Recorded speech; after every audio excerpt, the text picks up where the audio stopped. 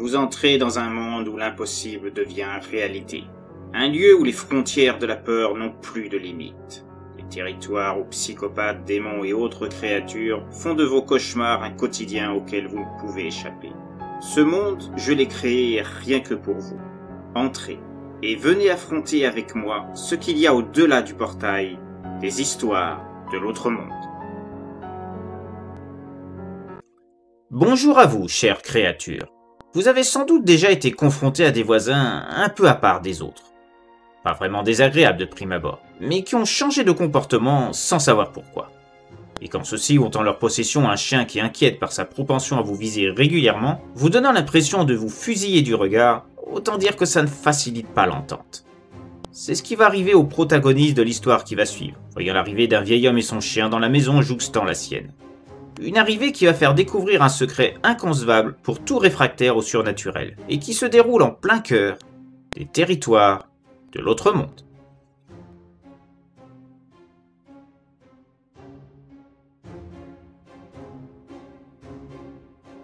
Menace canine.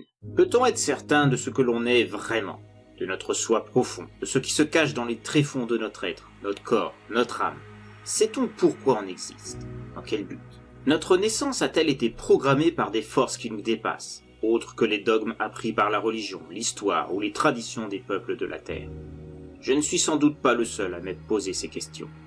Vous aussi qui écoutez mon histoire en ce moment même, attentif au moindre de mes mots, avez sans doute à un moment de votre vie eu ce besoin de questions existentielles, à l'issue d'un choc émotionnel. La disparition d'un membre de votre famille ou d'un ami très proche, un accident grave auquel vous avez réchappé miraculeusement, un moment de doute suite à une séparation ou la découverte d'une trahison. Il n'y a rien de bizarre à ça. Cela fait partie du fonctionnement de l'être humain. En tout cas, pour la plupart d'entre nous. Et parfois, ce déclic naturel se met en place à la suite d'une rencontre occasionnant de vous faire découvrir ce que vous êtes réellement, sans l'avoir soupçonné pendant toute votre vie.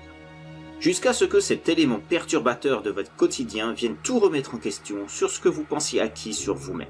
Dans mon cas, la raison pour laquelle je vous parle de ce qui m'est arrivé à travers cet enregistrement, je la dois à un chien. Un chien en apparence tout à fait normal. Un splendide bar rouge qui aurait pu gagner n'importe quel concours canin, tellement sa stature, l'assurance de ses pas, la luisance de son pelage, aurait pu éblouir un jury. Quand il arrivait avec son maître dans notre quartier, jamais je n'aurais pu imaginer à quel point il changerait ma vie à tout jamais. Et pas dans le bon sens. Car il a été le vecteur d'une vérité qui m'a bouleversé de toute mon âme et incité à transmettre mon histoire. À moi et ce chien, Trek. Je me souviens parfaitement de ce jour où M. Perkels, mon nouveau voisin, s'est installé dans la maison qui était inoccupée depuis plusieurs mois, juste à côté de la mienne. Personne ne voulait y loger à cause d'un drame s'y étant déroulé. Un mari coupable d'avoir massacré ses 3 enfants dont il avait la garde provisoire, étant séparé de son épouse suite à une relation houleuse. L'homme était devenu alcoolique, violent. On entendait régulièrement les cris de sa petite fille, Chloé, âgée de seulement 7 ans, qui semblait être la cible privilégiée de ses accès de colère, dû à l'absorption en quantité importante de whisky. Les 3 gosses ne portaient aucune marque cependant, malgré de nombreux signalements aux services sociaux, entraînement des classements sans suite. L'homme avait suffisamment de jugeote, malgré l'alcool, pour se limiter à les harceler. Jusqu'à ce jour où il est passé à un autre niveau, ne se contentant plus de violence verbale, mais physique, tuant sans vergogne ces petits morceaux de vie qu'étaient Chloé, Dan et Mike.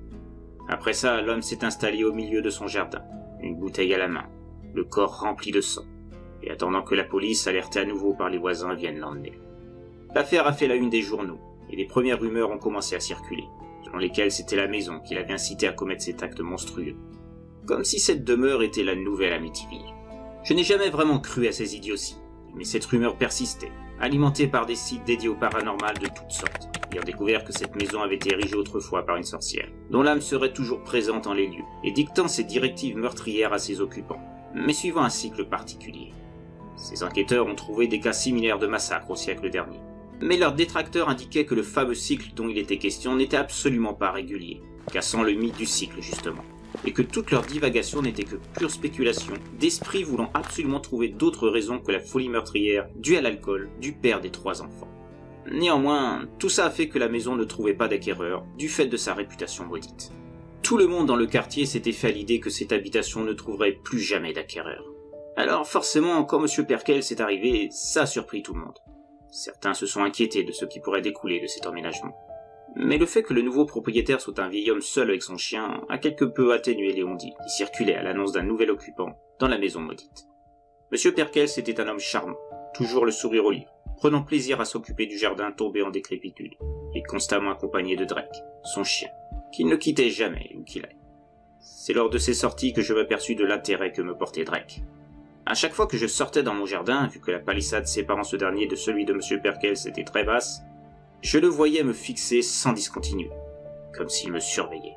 À chaque déplacement que je faisais, que ce soit en rentrant à l'intérieur de chez moi, ou en partant dans la rue, en m'installant dans ma voiture, je sentais son regard sur moi. C'était très étrange. Je me demandais ce que pouvait signifier l'attitude de ce chien envers moi, d'autant que très bientôt celle de Monsieur Perkels à mon égard changea également, me perturbant encore plus.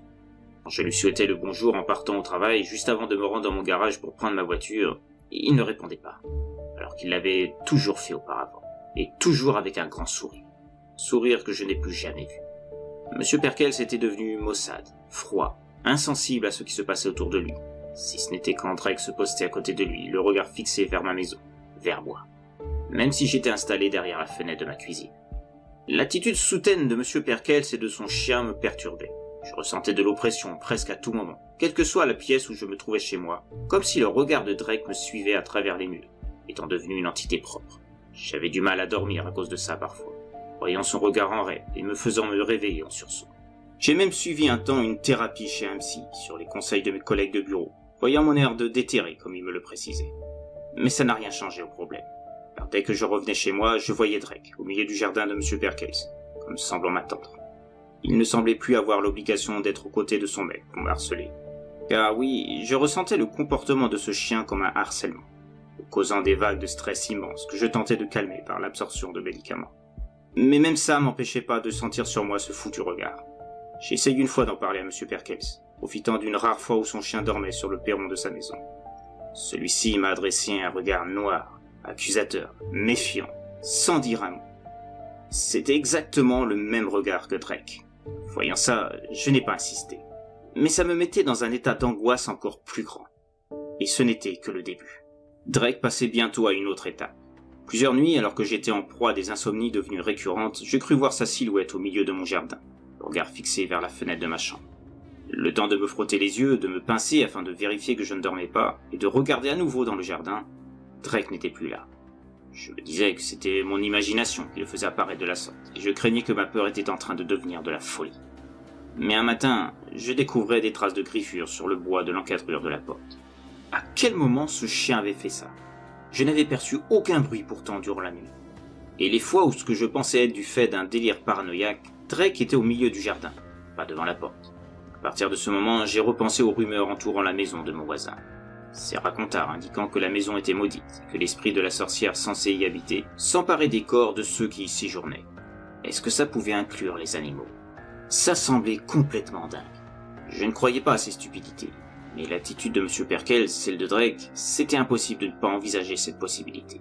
Et lors, suite à la découverte de ces traces de griffures près de la porte, qui se rajoutaient au regard de Drake dans la journée, mon état d'anxiété ne fit qu'augmenter de manière exponentielle. J'avais de plus en plus de mal à me concentrer à mon boulot, ce dont s'aperçut mon patron. S'inquiétant, il m'imposa un repos forcé d'1 semaine, le temps que je me reprenne.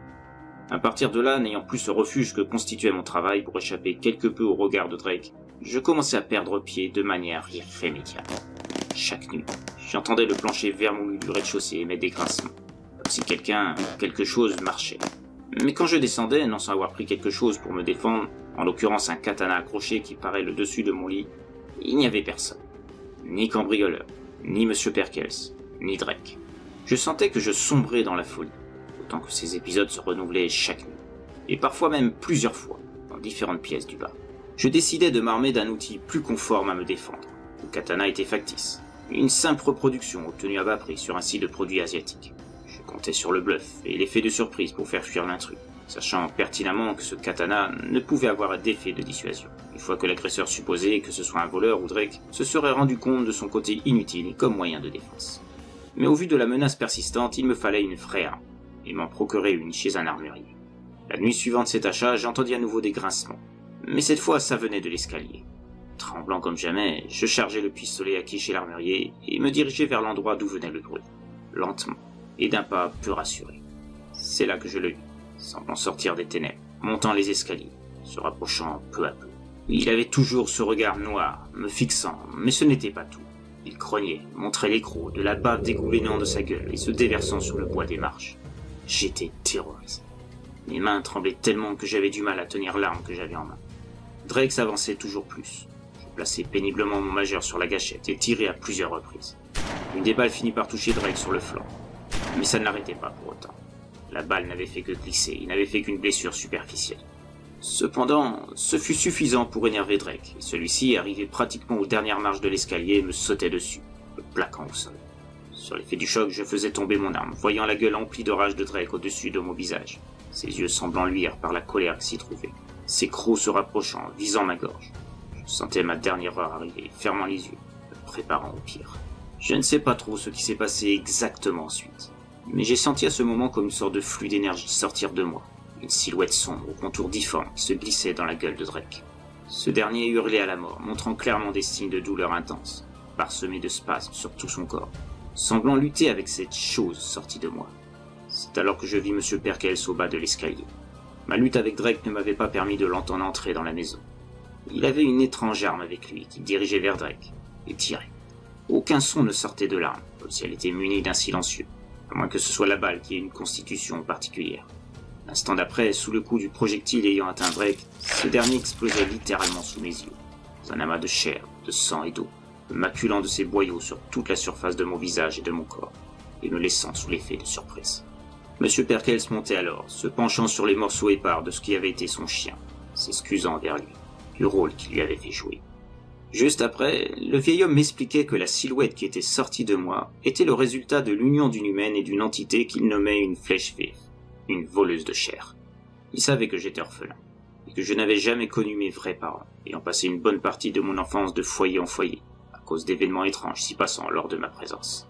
Cette entité est passée de mon corps à d'autres pour assouvir ses pulsions meurtrières, à mon insu, avant de revenir vers moi une fois accompli ce qu'elle cherchait à obtenir. C'est ce qui était arrivé pour l'homme ayant tué ses enfants. Pour l'éradiquer, il fallait détruire le corps qu'elle venait d'investir à l'aide d'une balle constituée d'un liquide spécial. Il m'indiquait aussi qu'il chassait depuis longtemps ce type de créature, et qu'il avait entendu parler de l'histoire du massacre, et certains éléments l'avaient fait soupçonner ce qu'il en était réellement, à cause de la marque de l'entité, faisant faire au corps qu'elle occupait à l'enfoncement des yeux de ses victimes. Dès lors, il s'était renseigné sur chacun des habitants du quartier, après avoir emménagé pour mener son enquête. Et Drake, un chien spécialement dressé pour débusquer les créatures surnaturelles cachées, avait compris la nature de ce qui se cachait en moi. Le reste, je le savais déjà.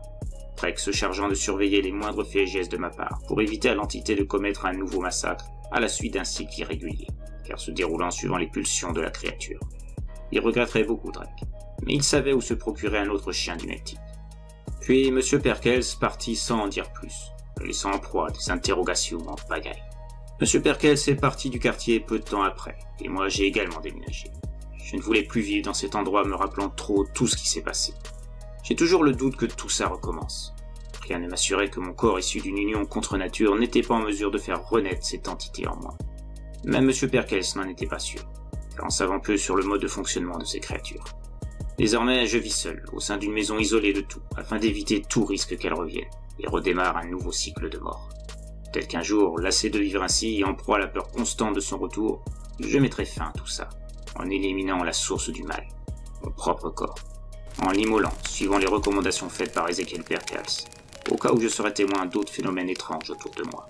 Pour passer le temps, j'ai donc écrit cette histoire, afin de montrer au monde que certains faits ne sont pas forcément ce qu'ils semblent être, et que des hommes, des femmes, ne sont pas tous ce qu'ils pensent être, en espérant que mon témoignage puisse servir de prévention à d'autres cas comme moi. On a parfois du mal à se connaître soi-même, alors qu'on pourrait croire que s'il y a bien quelqu'un qu'on connaît, c'est son propre corps.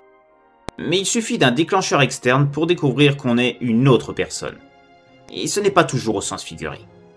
L'idée de cette histoire m'est venue à la suite d'un fait divers où un homme aux USA s'est fait attaquer par son propre chien, après avoir emménagé dans une maison à la réputation pas très glorieuse, puisqu'un meurtre y était déroulé quelques années auparavant. Le chien a depuis été euthanasié, et personne n'a pu déterminer pourquoi cette bête auparavant adorable a changé de comportement du jour au lendemain.